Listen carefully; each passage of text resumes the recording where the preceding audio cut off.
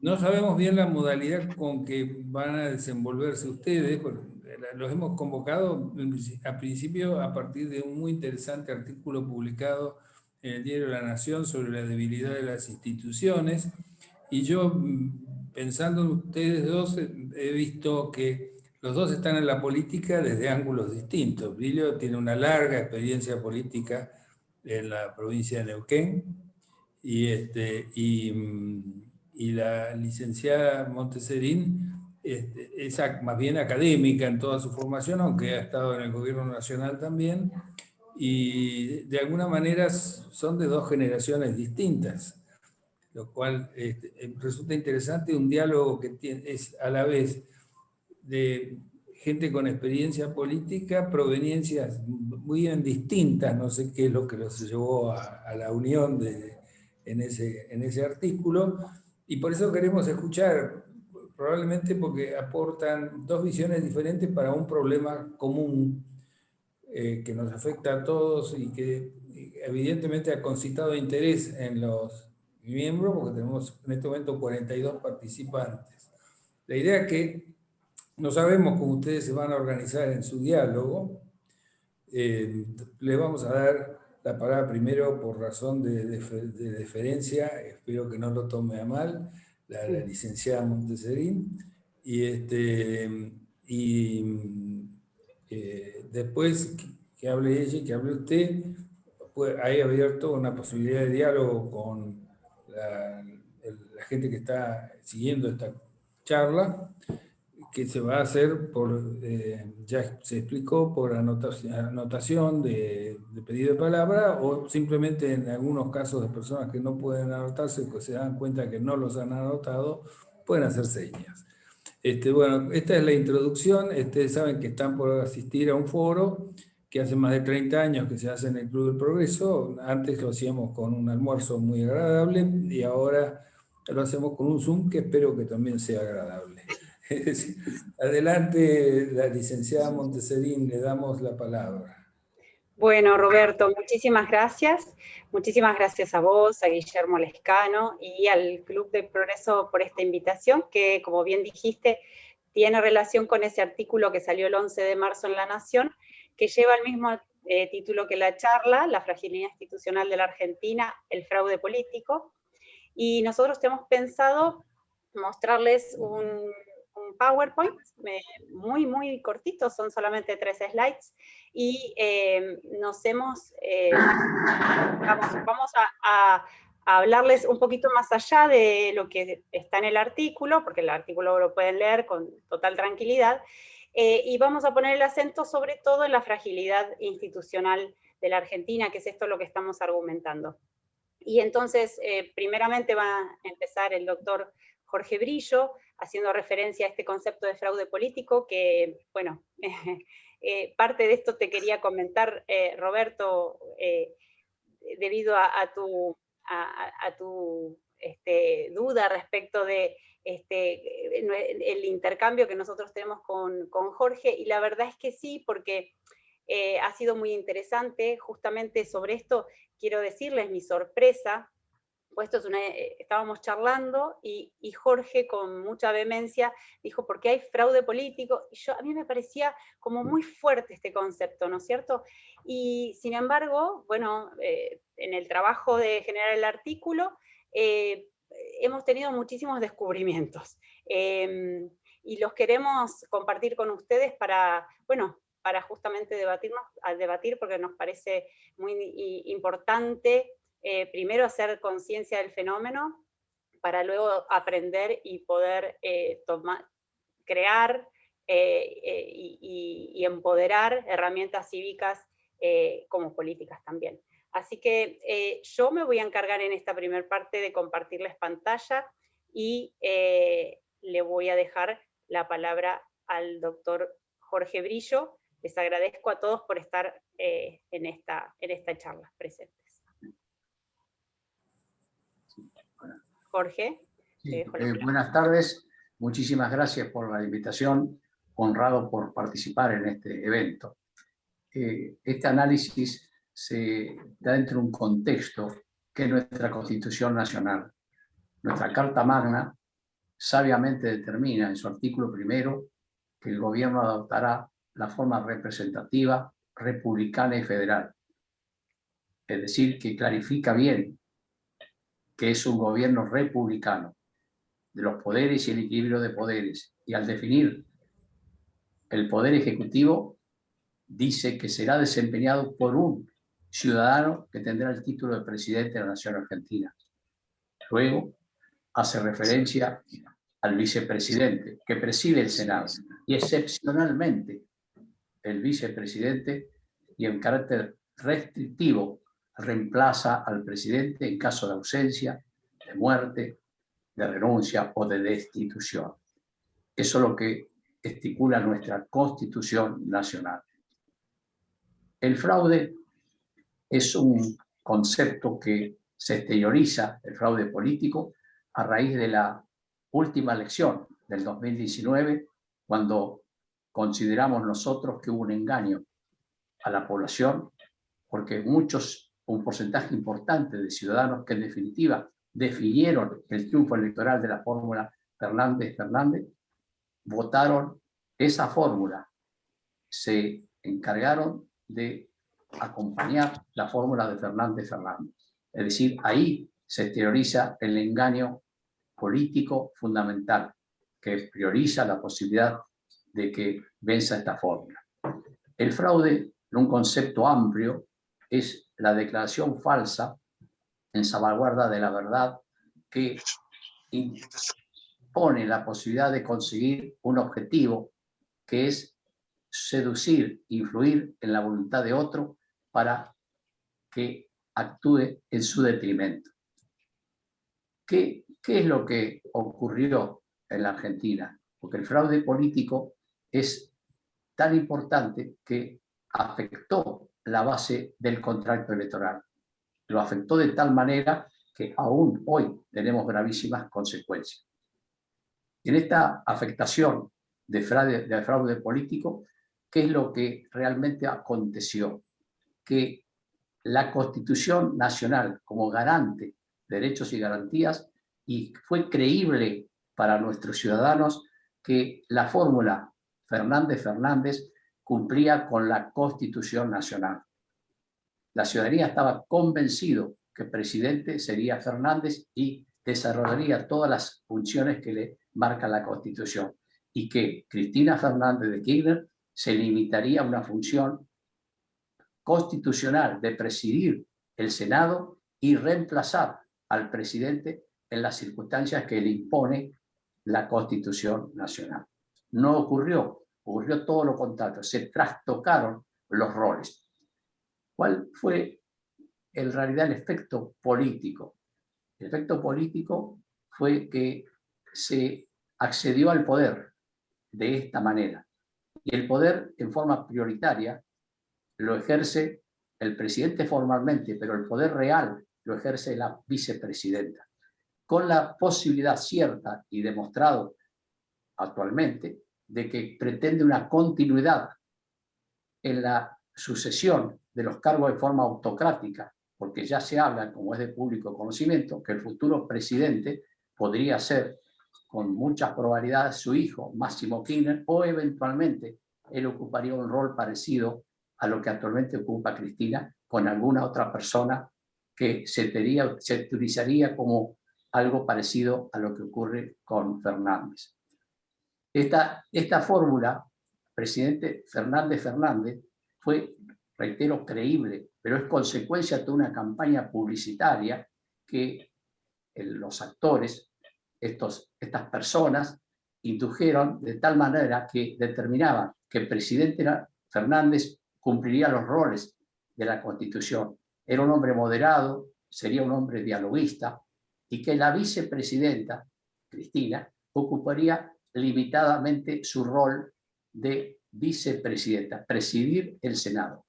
Esto tiene muchos antecedentes en Argentina. Incluso la familia, los esposos Kirchner, relegaron y en algunos casos abominaron a los vicepresidentes. Y con algún antecedente que es anecdótico, que me voy a permitir respetuosamente referir, el propio Sarmiento, cuando con su vicepresidente lo critica y le dice que él tiene que limitarse a la campanilla y no afectar su gobierno. Es decir, esto tiene un antecedente de los roles presidenciales y vicepresidenciales.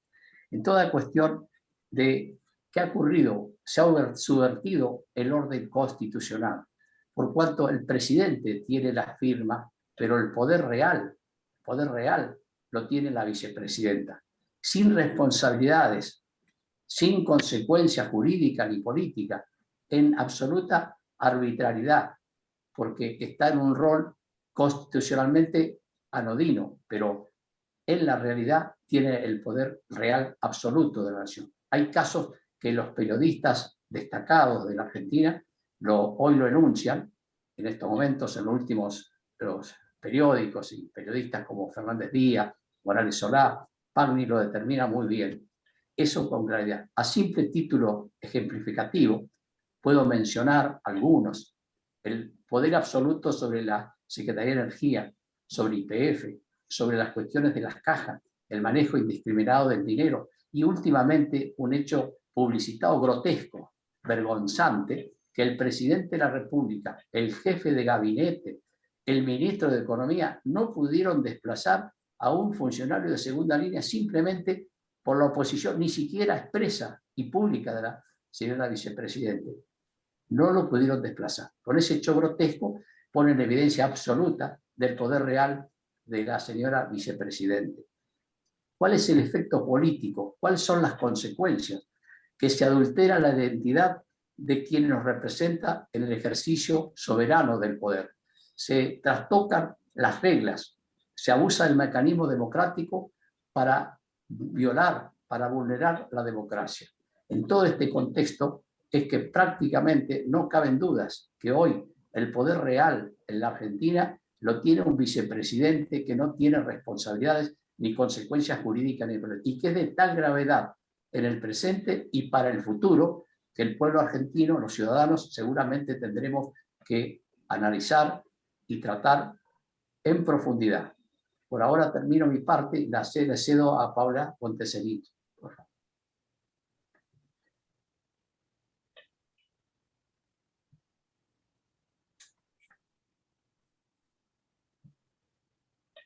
Gracias, ahora sí, estaba muteada. Bueno, vamos a ir espéreme un segundito, porque no está funcionando, por eso no podía ir al otro slide. No sé, ahí está. Ahí parece ahora que... Sí. Ahí está. Ya está. ¿Ustedes alcanzan a ver o están las imágenes de Sí, nosotros vemos perfectamente. Ah, perfecto, no, porque yo tengo las caritas y, bueno, fantástico. Ahora, después vamos a hacer la relación, ya dentro de un ratito, entre fraude político y fragilidad institucional. Ustedes ya se estarán dando cuenta de qué se trata, ¿no? Es como el exponente máximo de una práctica predatoria. Pero ahora quería comenzar hablando de la fragilidad institucional a través de 4 autores. Y voy a empezar por Levitsky, Steven Levitsky y Ziblatt, que hace no mucho tiempo sacaron un libro muy interesante para pensar cómo mueren las democracias modernas, ya no son con golpes de Estado, dicen ellos, y hacen un análisis bastante exhaustivo de la democracia norteamericana, y rescato esto porque nos sirve para entender la importancia de las prácticas de los actores. Es decir, es importante cómo hacemos las cosas, son importantes las prácticas políticas, son importantes las prácticas cívicas para el sostenimiento de los regímenes políticos, sea cual fuere. En este caso, el de la democracia, tiene sus prácticas particulares que son protectoras del régimen. Y estos autores encuentran básicamente 2 prácticas muy, muy importantes que son protectoras de la democracia. Pero como ustedes ven ahí en el cuadrito, esas prácticas pueden encontrar su contracara y entonces se vuelven prácticas destructivas de la democracia. La primera práctica protectora de la democracia es la tolerancia. La tolerancia a los actores políticos, la tolerancia a los actores cívicos. Y luego la contención institucional. Ahora me voy a detener para explicarles de qué se tratan estos conceptos, estas prácticas. Y su contracara, la intolerancia, y yo lo traduje como arrebato institucional. O sea, la contracara de la contención institucional es el arrebato institucional. ¿Qué significa la tolerancia? Bueno, en política, si yo tengo un oponente, si yo tengo un adversario, es una persona que yo considero con iguales derechos que yo, y si gana, si yo me presento para un cargo electivo y la otra persona también, y la otra persona gana, está en todo su derecho, y yo voy a respetar y voy a saber perder, y voy a ceñirme a las reglas y voy a saber que tengo una otra chance en las próximas elecciones. En cambio, la intolerancia significa que yo a mi adversario lo considero un enemigo.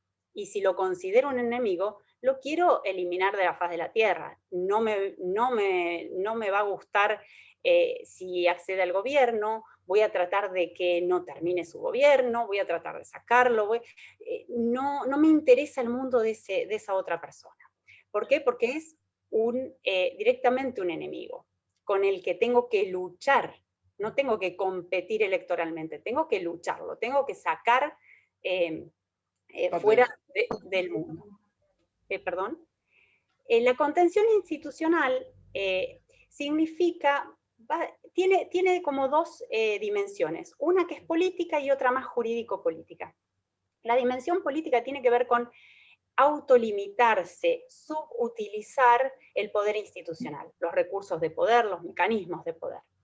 Y la concepción, digamos, y la dimensión más jurídico-política tiene que ver también con autolimitarse, de usar la letra de la ley para no violar su espíritu. Es decir, ser moderado, ser cuidadoso, ser, como diría Maquiavelo, prudente, ¿no es cierto? El ejercicio de la prudencia es muy importante para la democracia. Entonces, ¿cuál es su contracara? El arrebato institucional, es decir, usar todo hasta el extremo de abusar del uso de los mecanismos de poder, del poder institucional, y también de la letra de la ley o de la interpretación de la ley para hasta violar su espíritu. Entonces dicen esto, acá quiero hacer una acotación, porque el concepto de fraude político está medio mal puesto, porque debería ir a la altura del arrebato institucional. El fraude político es el punto para nosotros máximo de prácticas destructivas. Por eso, tanto Jorge como yo pensamos que esta es una práctica predatoria, ¿no es cierto? Porque se sobreutilizan al máximo, de manera violatoria de todo, los instrumentos y los mecanismos de poder. Y entonces, pero sigo con los autores. Los autores dicen, bueno, estas prácticas destructivas son destructivas porque habilitan y digamos, ponen en funcionamiento una espiral destructiva en la cual la crisis entra, la democracia entra en crisis. ¿Por qué? Porque se empieza a generar una guerra institucional y los contrapesos que tienen que equilibrar un poder, lo que empiezan a hacer es que se convierten en armas, como dice ahí, partidarias.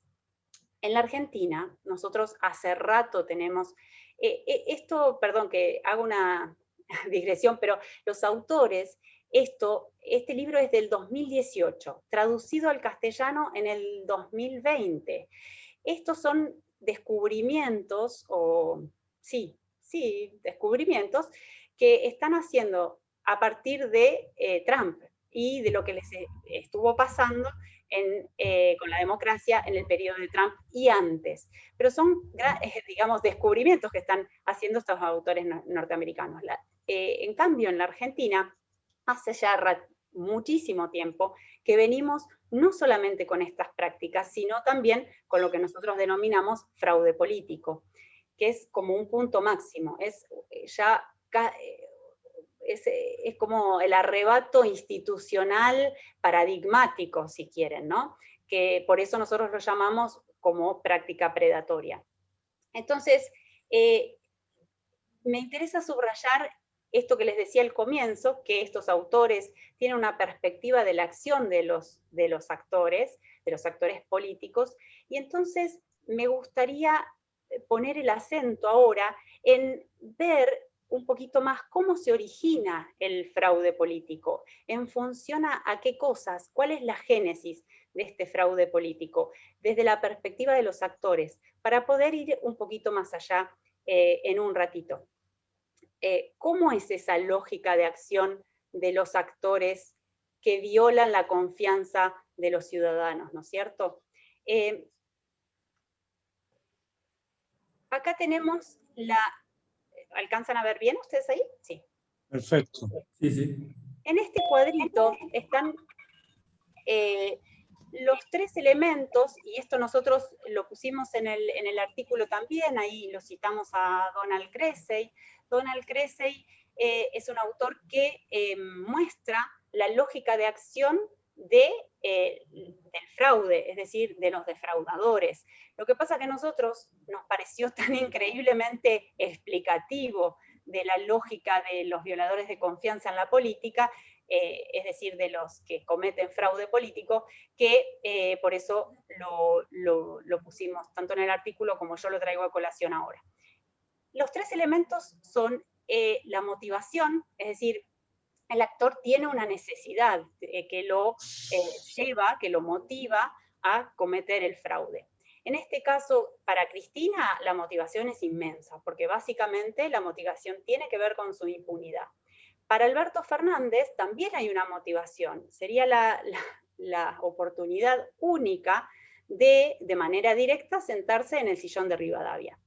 Por otro lado, el otro elemento es la racionalización, es decir, es necesario siempre una justificación. No podemos decir, yo soy malo, yo soy un violador, yo soy un defraudador. Necesito una justificación que me haga ver como una persona normal, hasta buena, linda, ¿no? Entonces, en esta parte, en la racionalización, acá juega un papel muy, muy importante todo lo que hace al relato, a la ideología, porque eso sirve no solamente de justificador, sino de generador de un velo que cubre los reales intereses y motivaciones de los defraudadores. En este sentido, a Cristina Fernández de Kirchner se la vio como la líder benevolente que es capaz de correrse al costado por un proyecto en el que digamos, venían mejores, y entonces por eso el ala moderada, dada por la figura de Alberto Fernández, y venían a devolver los derechos conculcados por el gobierno de Macri o algo similar. Y toda esa zaraza y esa nube de ideología y relato. Y por último, la oportunidad. La oportunidad tiene también dos dimensiones. Una dimensión que es individual, que es el cálculo de beneficio y de riesgo para cometer un fraude, y el que acá nosotros tenemos, en Cristina tenemos todos beneficios, no tenemos riesgo, y esto nos deja pensando. ¿Por qué? Porque los beneficios son la impunidad, son la posibilidad de construir nuevamente poder hegemónico, y algo que es muy importante, que es construir el camino para que ese poder hegemónico sea hereditario. Y esto no es un tema menor, y es único, o sea. Y por otro lado, digamos, no tenemos ningún tipo de riesgo, no tenemos ningún tipo de costo, no hay costo social. En el momento, de la elección y cuando asumen el gobierno, se trastoca un poquito con la pandemia, y eso es muy importante. Por eso tenemos una visión positiva, muy dolorosa de la pandemia, pero positiva en este sentido. Porque no hay ningún riesgo, no había riesgo social, no había riesgo político, no había riesgo institucional, no había riesgo jurídico, nada. Desde el punto de vista de los actores, no iban a tener costo.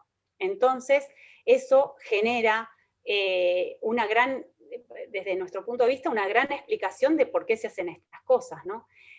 Pero desde el punto de vista más del sistema, para llamarlo de alguna manera, ¿cómo es posible que se pueda haber realizado semejante práctica predatoria y que nosotros lo naturalicemos. Y acá yo me pongo en primer plano, porque fui la primera que decía, fraude político, a ver, la sociedad naturalizó esto, no lo tenemos visto, no nos damos cuenta que sucede. Y bueno, y eso sí, la verdad que es muy tremendo, porque es la manera en la que la democracia se va corroyendo de a poquito, ¿no? Ahora lo vamos a ver. Entonces, ¿cómo es posible? Y bueno, la explicación que nosotros podemos darnos hasta ahora es que en realidad nosotros no tenemos una democracia fuerte, tenemos al contrario una democracia débil. Es más, nosotros podríamos decir, y lo vamos a decir en esta charla, que estamos frente a un régimen populista. Y acá voy a tomar al doctor Carlos Weisman, profesor en California, argentino, que él define el régimen populista desde una definición sustantiva, es decir, como régimen político. Y entonces tiene estos dos elementos que lo definen. Primero, la democracia de baja calidad, pero con una concepción plebiscitaria del poder. Esto significa que el poder ejecutivo avasalla los otros dos poderes, es decir, el poder legislativo y el poder judicial. En esa pelea estamos ahora, en ese avasallamiento. Y por otro lado, un nacionalismo extremo de la economía, donde hay una protección excesiva, donde las barreras arancelarias y no arancelarias son ilimitadas en el tiempo, son indiscriminadas e incondicionales. Entonces esto lo que hace a largo plazo es que estanca el desarrollo, ¿no es cierto? Genera estancamiento. Pero a la vez, lo que dice Weisman, es que justamente esto se convierte en una trampa de acción colectiva, porque al principio, al darle oxígeno a un empresariado muy dependiente del Estado y a los trabajadores, a los gremios, después cuando se requiere abrir la economía es imposible porque estos sectores son muy fuertes y con gran capacidad de organización y movilización. Entonces, en este sentido, lo que más me interesa, hasta acá les defino al régimen populista, pero ¿qué quiero significar? Hay algo muy importante, que es las características de funcionamiento del régimen populista. ¿Cuáles son? Y bueno, él tiene un carácter transicional. ¿Por qué? Porque no tiene capacidad, y esto lo dice Weisman y yo lo tomo absolutamente, no tiene capacidad de institucionalizarse. Entonces, transiciona. Y esto es muy parecido a Tocqueville, transiciona naturalmente hacia el autoritarismo. ¿Y cuándo puede no transicionar hacia el autoritarismo? Cuando la sociedad le pone un límite, y entonces es posible que haya una salida hacia la democracia más republicana. Entonces, ¿qué es lo interesante de esto? Y acá me voy a meter con otro autor, que es Arditi, que dice que el populismo es la periferia interna de la democracia. Es algo así como, está en el límite. Pero a mí me gusta pensar, me resulta muy explicativo pensar que el populismo, por ejemplo, en la primera fase, que sería la de Néstor Kirchner, era amigable con la democracia.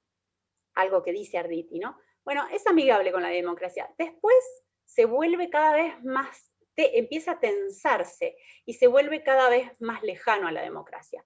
Hoy diríamos que está en ese punto de periferia.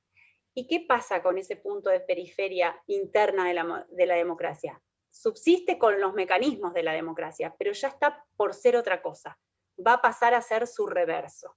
Entonces, en esto hay coincidencia tanto en Arditi como en Carlos Weisman, y a mí me parece absolutamente fundamental rescatar esto, porque bueno, nos da un marco de sentido muchísimo más amplio para ahora sí ver que el fraude político es la máxima expresión que nos está mostrando que tenemos, perdónenme la expresión, pero podridas nuestras prácticas políticas, y es absolutamente necesario que nos demos cuenta porque la democracia es muy frágil, es un sistema frágil, que hay que sostenerlo cotidianamente, porque si no, es complicado. Pasa a ser otra cosa, digamos. Por último, decirles que por eso veíamos que estas prácticas predatorias, como el fraude político, realmente están corroyendo los cimientos de la democracia representativa y destruyen la confianza ciudadana tanto en las reglas de juego como en el imperio de la ley. Y esa sensación que estamos teniendo hoy de semejante convulsión, de semejante desorden, tiene que ver con que en la cúspide del poder nos han cambiado las reglas. Entonces, si hay fraude en la cúspide del poder, ¿qué es esperable para adelante de los actores, de los propios actores políticos y de los ciudadanos? Entonces se ha abierto un portón que desde nuestro punto de vista es muy peligroso, muy peligroso y nefasto. De estas prácticas predatorias se sale con límites políticos, límites sociales, límites intelectuales, límites de todo tipo. Como diría, en este sentido es parecido a lo que decía Tocqueville, ¿no es cierto? Hay que poner barreras de contención a ese río bravío, que es la tiranía de las masas, ¿no? Pero, bueno, con esto terminamos y vamos ya a las conclusiones, que las vamos a leer porque son un poquito largas. Jorge, te dejo a vos las conclusiones. Sí, muchas gracias. Y disculpen que la voy a leer, pero me parece, por respeto a todos ustedes, ser muy preciso. Por eso intentaré utilizar algo que no es habitual, pero lo voy a usar. Conclusiones. El fraude político es un indicador paradigmático del estado de fragilidad institucional. El fraude político expresa una práctica predatoria de la democracia que exacerba una concepción plebiscitaria del poder de visiones autocráticas que imponen un cambio de reglas y burlan la Constitución. El fraude político sintomáticamente ha sido naturalizado y pasado por alto de una sociedad polarizada políticamente.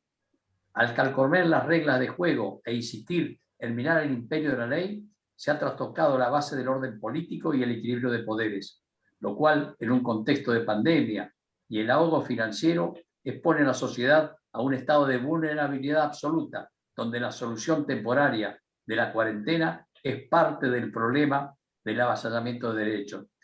La subversión del orden constitucional y el intento constante de subordinar de la justicia expresan la exacerbación del régimen populista actual, así como su carácter transicional que en el contexto de pandemia ha quedado visibilizado. Por último, nosotros nos permitimos formular preguntas para que contribuyamos todos a ver si podemos comprender esta triste realidad que nos hace tanto daño. Las preguntas que nos hacemos y que no tenemos respuesta, nosotros por eso agradeceremos que el aporte de todos ustedes. ¿La ciudadanía está dispuesta al cambio verdadero o se conforma con los relatos? ¿La dirigencia política interpreta lo que ocurre o no? Esas son las preguntas que nosotros no tenemos respuesta. Muchísimas gracias. Muy bien. Muchas gracias. Muchas gracias.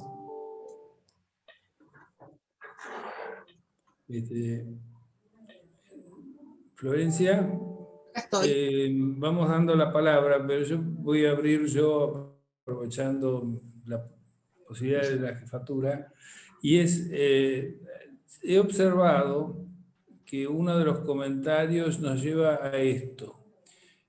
Oímos recientemente que el sistema político nuestro debía ser cambiado y cambiada la Constitución porque era una cosa tan vieja como que nos remontamos a la Revolución Francesa, es decir, que era algo de principios del siglo XIX, fines del XVIII, lo que nos marcaba la división de poderes. Y que más adelante, en el futuro, las cosas serían mejores cuando no tuviéramos esas instituciones tan antiguas. Lo curioso, y en esto coincido con los expositores, es que la no división de poderes es lo que había en la época de Fernando VII. y de Carlos III, es decir, es lo que se llama el absolutismo monárquico. Por eso, en donde el poder ejecutivo del rey era a la vez poder judicial, poder militar, etc. Entonces coincido con que lo que dijeron recién sobre la pretensión de fundar una dinastía, porque coincide exactamente con esta fórmula política de dejar atrás la división de poderes para volver a una etapa en la que no había división de poderes, que se llama absolutismo. Bueno, ahora sí que Roberto, hice y este ahí, resumen. te agregaría, discúlpame, pero voy a tomar lo que estás diciendo porque me parece fantástico, es cómo la Argentina está siempre mirando para el pasado en vez de ver para el futuro. Autores como Levinsky y Ziblatt lo que dicen es, tenemos que poder pensar el desafío de una democracia realmente plural, multirracial y multicultural, porque eso es lo que se les está viniendo a ellos. Digo, esa capacidad, miren ustedes, de mirar los desafíos hacia el futuro, hacia lo que está por venir. Bueno, tenemos problemas de la democracia, analicémoslo, ellos encuentran que hay ciertas dificultades justamente por esto, y entonces, bueno, lo ponen como un objetivo para llevar adelante. No, acá miramos para atrás. Es una cosa increíble. Bueno, Florencia, te pido que ahora empieces a dar la palabra a los que quieran intervenir o hayan pedido para Tengo intervenir. una primera pregunta escrita. Igualmente, si quieren hacerla de forma oral, levantan la mano y me van diciendo, hay un iconito para hacerlo, y si no, levanten la mano. Y si no, como hizo, por ejemplo, Alicia María Conti, que le escribió. Pero primero voy a leer a que sería Liliana Paniagua, creo, ¿no? Bueno, Natalia Pujana, pregunta. Entiendo que la Argentina es un paciente de riesgo difícil de recuperar, pero no imposible. Siguiendo esta línea y sin precedente en nuestra historia de fraude político, ¿cuáles son los mecanismos que los ciudadanos debemos estar alerta para futuras oportunidades? Y ahí es bien, perdón Jorge, ahora te dejo a vos, pero en eso la verdad es que hay que empezar a trabajar, y hay que trabajar muy fuerte, y creo que es una tarea fundamental de los partidos, pero no solamente, el tema de no reivindicar estas visiones plebiscitarias, ¿no es cierto? Y de empezar a ejercer en el interior de los partidos las visiones democráticas, pero en la práctica concreta y real, y empezar a respetar muchísimo más las reglas, porque cuando se habla todo el tiempo de los procesos, no pensamos en las personas, y me parece que es momento para que la Argentina empiece a pensar que las personas tienen responsabilidad. Y entonces, una de las tareas es la de los partidos políticos primero, yo creo, hacer consciente este fenómeno, hacer consciente la problemática y para poder empezar a aprender y a ver cuáles son los mecanismos. La verdad es que no hemos tenido tiempo con Jorge como para poder empezar a pensar concretamente en mecanismos, pero básicamente creo que tiene que ver con, primero, hacerlo consciente, segundo, empezar a difundirlo, tercero, que se empiecen a inventar y a crear las formas para que empecemos a tener mucho más de disfrute de la política plural y diversa, y no estas visiones plebiscitarias.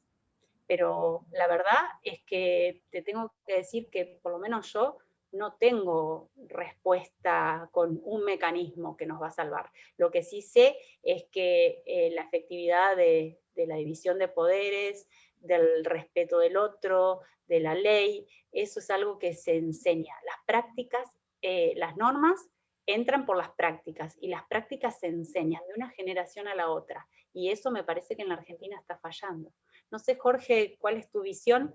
No, sí, perdón, gracias. No, quisiera apuntar un tema, coincido totalmente, pero un tema que mencionó Roberto, con el ánimo simplemente de aportar, con un detalle, que las expresiones que él mencionó lo hizo la señora vicepresidente, con una hipocresía que la verdad que es espeluznante, porque ella fue convencional constituyente, y la Convención Constituyente del 94 ratificó absolutamente esto. Por eso me parece que y lo enlazo con la pregunta, que me parece importantísimo que nosotros los ciudadanos no dejemos pasar estas absurdas concepciones. Tenemos que hablar, tenemos que gritar, lo hacen los periodistas. Los ciudadanos, ¿qué hacemos? Tenemos que participar activamente. Incluso, hago un comentario rápidamente, a veces algunos amigos que me hablaban de Fernández moderado y todas cosas, yo por supuesto nunca lo creí porque lo había conocido a Fernández cuando era superintendente del seguro, así que no tenía, pero unos amigos, gente inteligente, culta,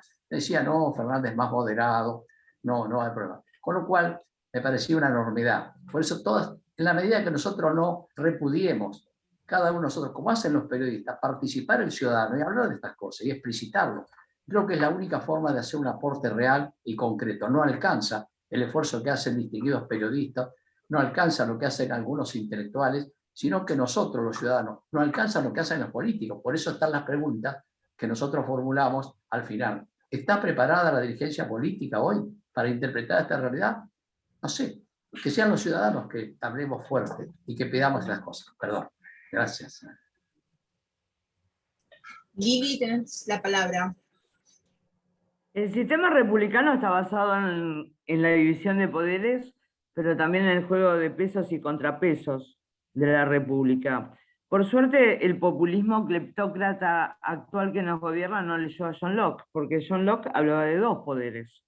El poder judicial lo reservaba al monarca, quizás porque era amigo de Guillermo de Orange y creía que era un buen estadista y que podía manejar los temas judiciales. Es un poco, creo que la postura de la presidenta, ¿no? Ahora, en ese juego de pesos y contrapesos estamos viendo algunos movimientos. Primero, por un lado, yo lo que veo que la clase dirigente, sobre todo empresarial o institucional, sindical, ha abandonado ese rol, pero de pronto emergen nuevos actores, como por ejemplo padres organizados, dando la batalla por la educación presencial. Y el periodismo, sinceramente, no sé si será porque yo veo mucho La Nación Más y estoy conectada con ese diario, pero yo veo que el periodismo está dando una batalla importante, pero sin duda hemos perdido una batalla cultural en su momento. En el gobierno anterior no se dio ni la más mínima batalla cultural. Entonces, hemos retrocedido enormemente. Entonces, ¿cómo nosotros, más allá de que el Club del Progreso siga luchando con sus foros como un ámbito de reflexión y de debate, cómo la sociedad civil seguimos peleando, dando batalla en este momento? ¿Cuál es la opinión de ustedes? Que me pareció una excelente exposición que me hizo reflexionar mucho. Ay, muchas gracias, Alicia. Ahí me gustaría mencionar que quizás en todos los momentos donde la sociedad se ha plantado, el gobierno ha retrocedido. No así con los otros poderes. Por ejemplo, en el caso del fallo de la Corte Suprema respecto de los colegios, ahora viene la embestida del otro poder con la ley que están queriendo sacar de superpoderes. Entonces, cuando se trata del límite de otros poderes, parece que no lo aceptan, pero cuando viene de la sociedad, parece que sí. Entonces, bueno, tomemos esto en consideración, por eso digo, hay que estar como muy alerta y no dejar pasar la verdad. Lo que pasa es que tenemos una sociedad que no está lo suficientemente organizada, para decirlo de alguna manera. Y acá también tomo lo que vos decís, que me parece muy interesante, es que los empresarios es un sector debilitado en la Argentina, ¿no? Digamos, a contrapelo de lo que nos quieren hacer creer, que los empresarios y que se llevan toda la plata y toda esa sarta de locuras, en realidad es un sector débil en relación con otras democracias. Entonces, y encima es dependiente, mucho de ese sector es dependiente del Estado. Entonces, bueno, por ahí no sé si va la cosa, pero sí con la sociedad civil, sí con todos los límites que se han puesto desde la sociedad, de Vicentín en adelante, han puesto un freno, ha costado mucho, ¿no? Ha costado mucho, pero ha puesto un freno. Y otra cosa que quería decir respecto de las conclusiones, ahí la última conclusión, y algo que les había mencionado antes, es que con dolor, pero con una visión positiva de la pandemia, les tengo que decir que la pandemia permitió visibilizar esto. Porque, imagínense, yo estaba pensando, a modo de hipótesis, ¿no? ¿Qué hubiese pasado si no hubiese habido pandemia? Nos hubiesen engañado y nos hubiesen puesto en el centro del debate toda la reforma de la Constitución. Intentaron, y la pandemia hizo que realmente se viera que era un interés absolutamente personalísimo de Cristina Kirchner, y que era una barbaridad en relación a la prioridad de traer la vacuna. Entonces, me parece que la pandemia logró que se desenmascaren algunas cosas, tristemente, ¿no es cierto? Pero, y otra cuestión muy importante que puso en el centro, miren, los regímenes populistas, no hay régimen populista si no hay redistribución. Y para eso tiene que concentrar y sacar el excedente y que apropiarse de eso el gobierno, ¿no es cierto? Bueno, con respecto a la vacuna, si el objetivo de toda la gente sabe que el objetivo de este gobierno es la redistribución, y ellos lo publicitan. La redistribución de la vacuna no estuvo, y estuvo el privilegio.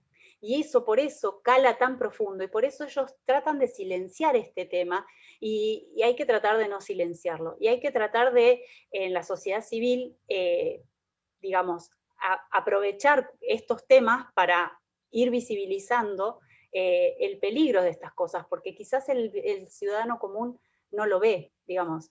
A mí me costó realmente, y me parecía hasta fuerte, el propio concepto de fraude político. Y después, al ponernos a investigar, no sé, es como que empezó a tener sentido todo.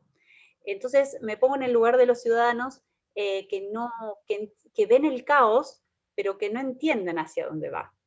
Entonces, un poco compartir esto con ustedes tenía que ver con eso. Bueno, miren, estamos descubriendo esto, para nosotros tiene mucho sentido, a ver si para ustedes también. Eso era, digamos, el objetivo principal, y agradezco por eso al club, ¿no?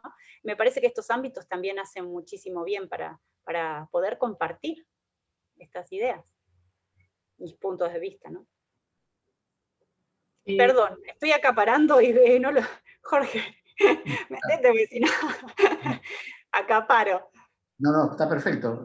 Si existen algunas preguntas para contestarlas, especialmente en las últimas dos preguntas que a mí me inquieta muchísimo y produce cierto dolor, porque a veces siento como que la dirigencia política no interpreta, y me asusta un poco estos acontecimientos últimos, este proceso tan rápido de presentar un proyecto de ley que es una ley inconstitucional, y no escucho a la oposición.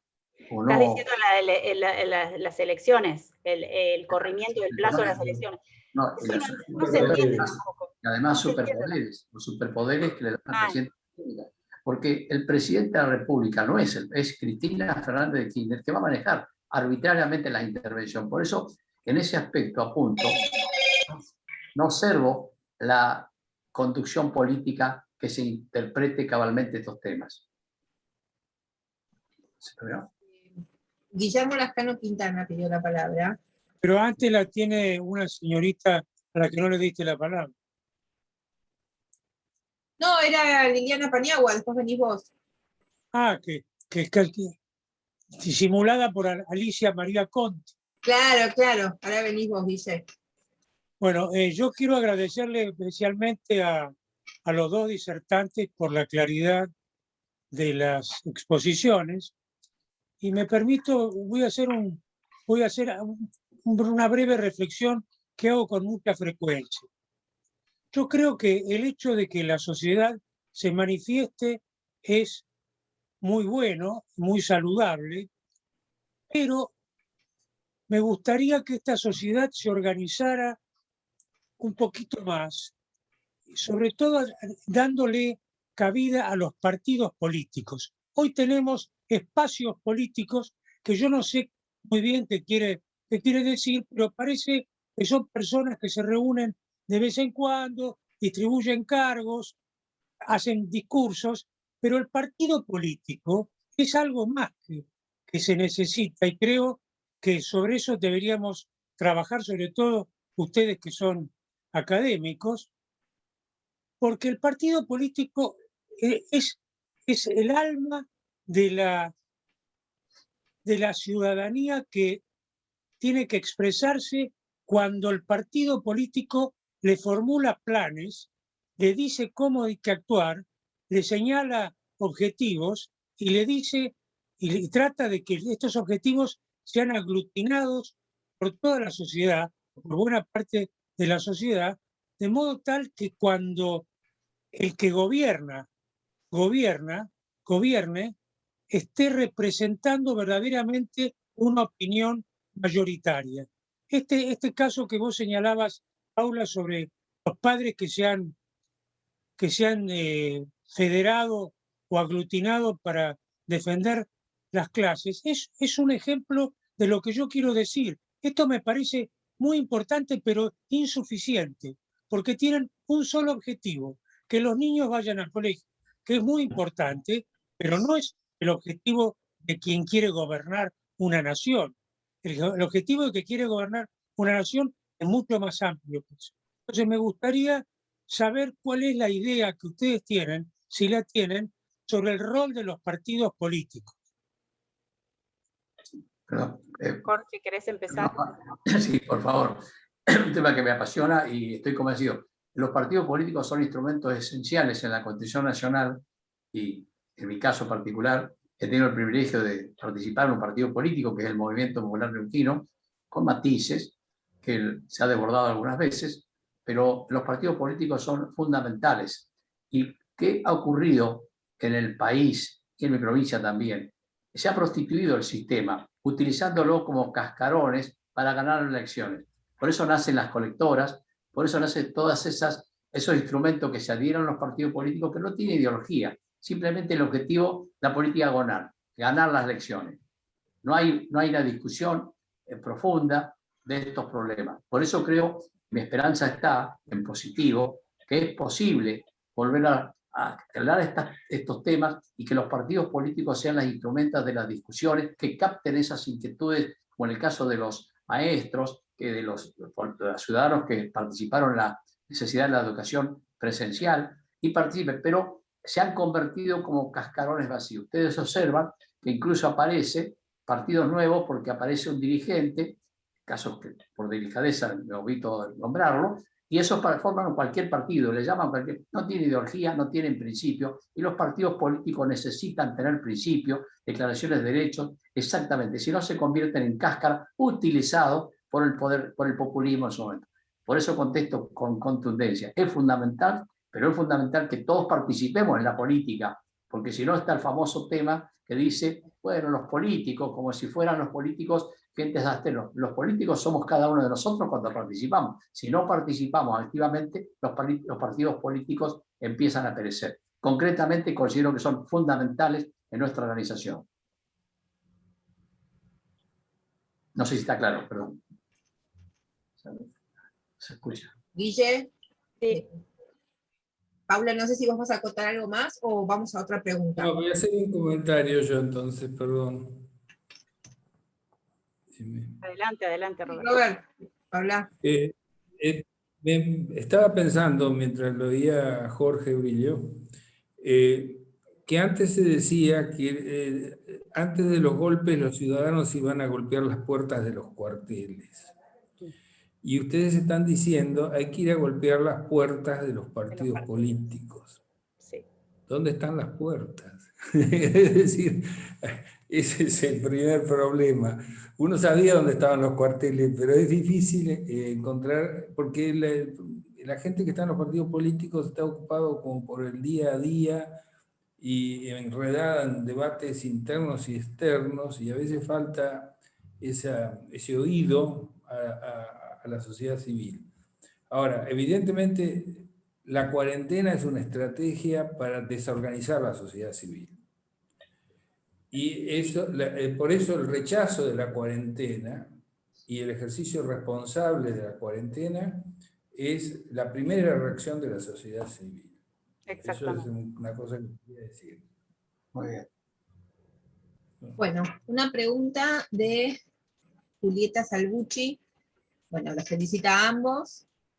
Y dice que los ciudadanos, coincide con el doctor Brillo cuando dice que los ciudadanos tenemos que participar activamente en la política involucrándonos. Pero lamentablemente la sociedad está cansada y ya no cree en los políticos. Y cada vez que se habla de política la gente prefiere no participar. Entonces mi consulta es cómo hacemos para que los ciudadanos quieran participar e involucrarse. Bueno, es un poco lo que hablaban recién, pero... Sí. Jorge. ¿Querés expresarlo vos, Paula? No, empezá vos. Para mí es un tema que no lo simplifico, sino que le confiero gran trascendencia, pero es un tema de los ciudadanos. ¿Cuál es la razón que no participan? Y a veces la molicie, a veces les falta educación, acomodarse a la situación.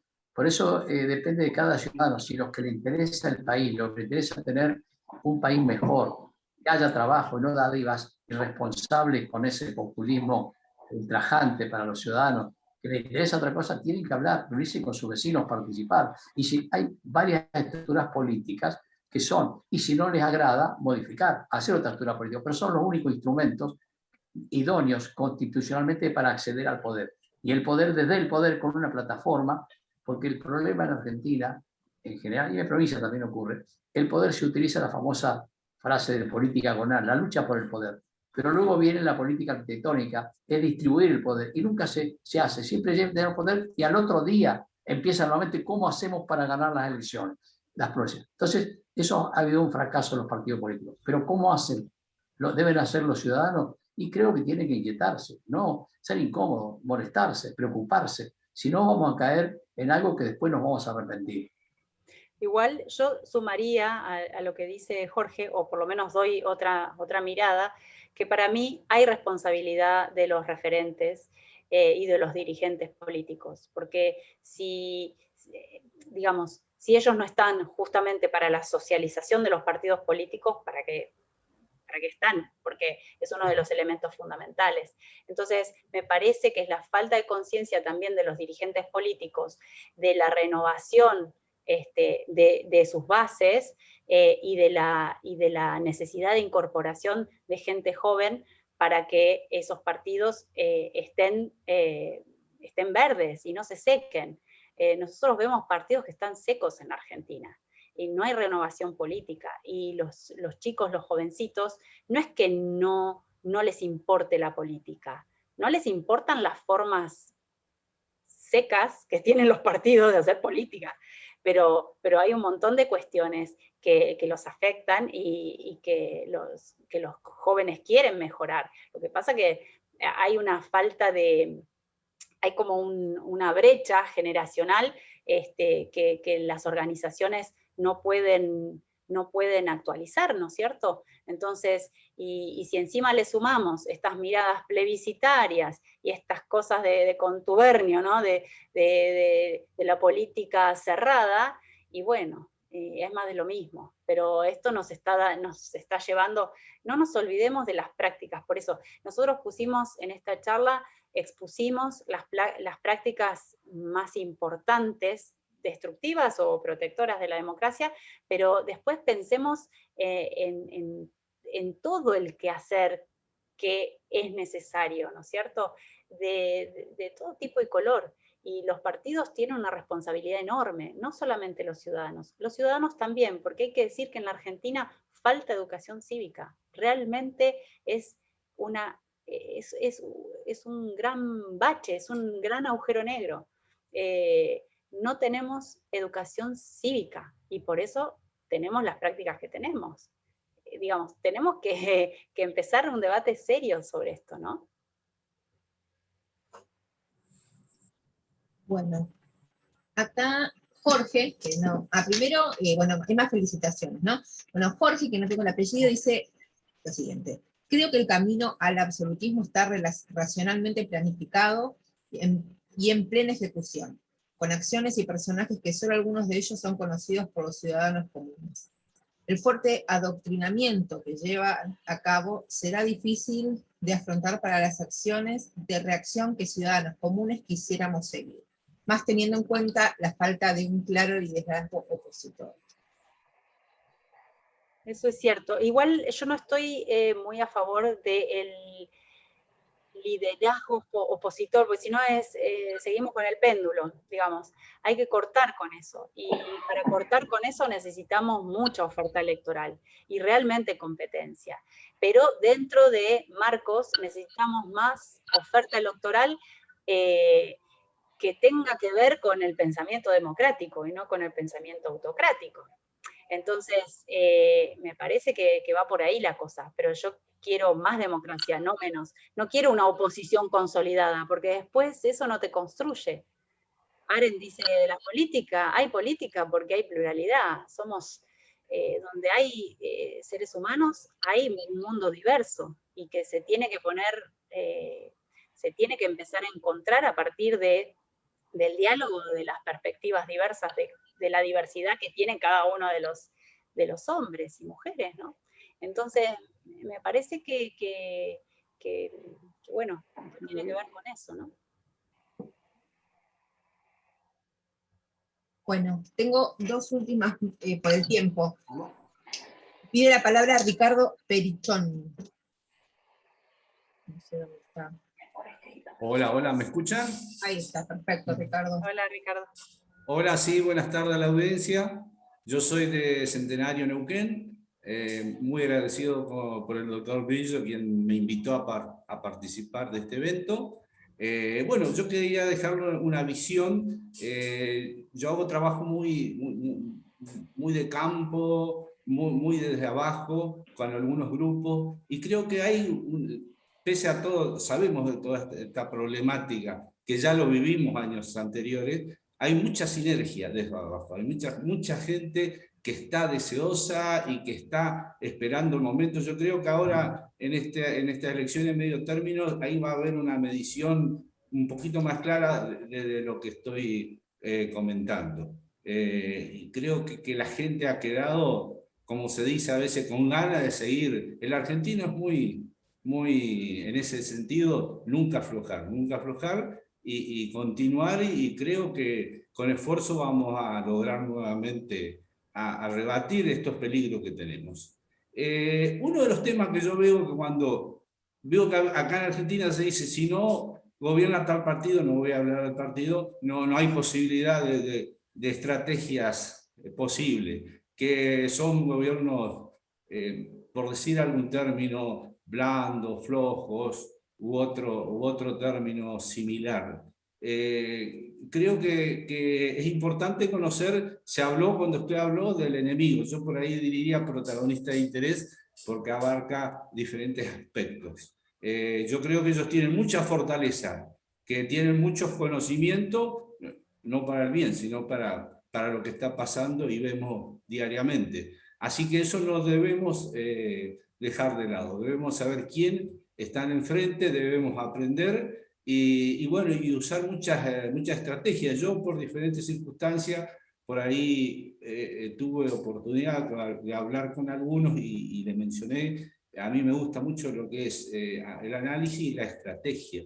Le hablaba de un libro que es viejísimo, El arte de la guerra, que por ahí uno dice arte de la guerra y cree que está dedicado a lo militar, y no, es un pequeño librito que se utiliza en varios lugares del mundo y que tiene una visión tan importante y tan permanente en el tiempo. Esa es mi pregunta. ¿Llegan a lograr el objetivo y se le hace tan difícil aferrar ese objetivo y lograr una continuación en beneficio de la democracia, ¿no?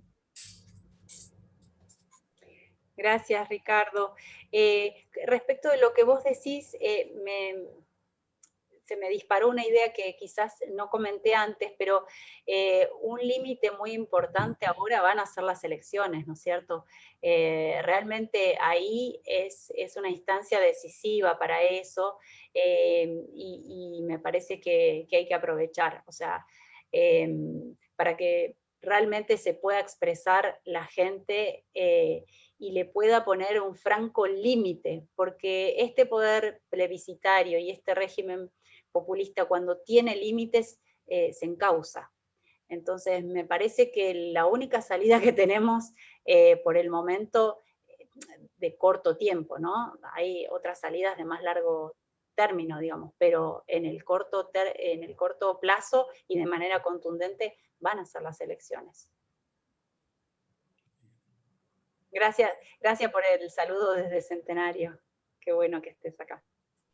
Por último, Quiero decirles que Jorge es de Neuquén y está en este momento en Neuquén, y yo estoy acá en Buenos Aires, pero yo soy de Chipoleti, de Río Negro, muy cerquita, así que, y toda mi familia está en Neuquén, así que, bueno.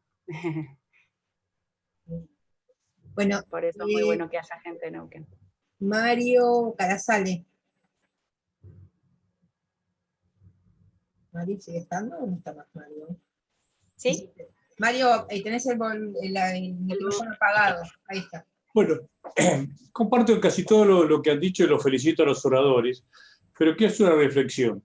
Primero, cuando ustedes dicen que hay que basarse en la ciudadanía, que es la ciudadanía la que tiene que hacer, es la ciudadanía que votó a este gobierno, porque el fraude electoral tuvo una combinación con la ciudadanía. Es decir, quien pensó que Alberto podía ser distinto, bueno, está bien, es un error, pero tenemos como vicepresidente, más allá de lo que quería hacer, una señora que está sentenciada o que tiene varios problemas judiciales, pero muy graves, y así toda la ciudadanía los votó. Y aparte creo que este gobierno tiene como proyecto principal es la ignorancia y la pobreza. Y eso a mí me llama la atención de cómo se puede abarcar, porque si pasaron 12 años y medio robando sin ningún escrúpulo, y está totalmente demostrado, aunque ellos el relato digan que no, nosotros ¿cómo no vamos a cambiar eso? Porque no le veo la posibilidad, no creo. Y aparte, yo sacándolo de Vicentín y alguna otra cosa, cada manifestación popular que se ha hecho, es decir, la reacción de ellos es totalmente contraria a lo que se le pide. Entonces me gustaría una reflexión de por qué nos tenemos que basar tanto en una ciudadanía que los votó a ellos, que los votó. Hay un 48% de gente que votó a este gobierno sabiendo que Alberto podría ser moderado o no, pero la señora había sido una ladrona. Me gustaría una reflexión sobre ese tema. Muchísimas gracias. Mira, si querés empiezo contestando yo, pues Jorge, te paso la palabra. Pero ya se sabe que, bueno, hubo un 48%, pero la gente no es que está atada a Cristina, ni está atado a este proyecto. De hecho, se están haciendo, Cristina está encargando encuestas, y ya creo que es la segunda que se está viendo, justamente para el sondeo de la gente, y la gente de los que votaron a Alberto, el 70% está disconforme. O sea, este es un dato contundente. Así como también ya están midiendo la presunta salida de Alberto Fernández antes de término, es decir, en el mes de diciembre, y también le están preguntando a la gente si fuera antes. Entonces, esto es un marco para el análisis muy importante. A partir de, bueno, de todo lo que hablamos en esta charla, bueno, hay que pensar, ellos están mirando más adelante. Ellos están mirando en no solamente la construcción de este poder hegemónico, sino en la heredabilidad de este poder hegemónico. Entonces, en este estado de cosas, como Alberto no funciona, ya están viendo la posibilidad de la salida de Alberto, ¿no? Entonces sí, estoy de acuerdo con vos, estoy de acuerdo con vos que, digamos, sin embargo, estoy de acuerdo con vos que ellos, cuando la ciudadanía se les enfrenta y se manifiesta, siempre la denostan. pero sin embargo, si vos ves en las acciones, de palabra dicen que, bueno, te empiezan a criticar, a denostar. Ahora, en sus acciones se corren, es decir, retroceden. Y este es el kit de la cuestión, me parece. Siempre han retrocedido. No así con las acciones de otros poderes, que se los quieren llevar puestos. Pero con la ciudadanía siempre han retrocedido, en todos los casos. Jorge, no sé si vos querías... No, coincido totalmente. Me parece que estamos absolutamente de acuerdo con lo que va a decir. Muchas gracias. Bueno, si con esto terminamos, sabemos que esto no es un final, sino un principio. El principio de continuar estas reflexiones, estos diálogos y estas colaboraciones. Así que agradecemos mucho a los oradores de hoy. El silencio con que han sido recibidas muchas cosas creo que es parte de nuestra depresión colectiva, que nos coloca a todos en una cierta angustia sobre el futuro, pero a su vez creo que por otra parte esa angustia despierta esa resiliencia de la cual habló el señor que habló de Neuquén. Bueno, y confiemos en nosotros. Muchas gracias, Paula, muchas gracias, Jorge, y esta casa está abierta a ustedes. Buenas noches. Muchas gracias, y bueno, hasta dentro de un tiempo, hasta que nos volvamos a reunir. Gracias. Gracias a los dos. Chao, Florencia. Chao. Felicitaciones y muchas gracias. Chao a todos. Gracias.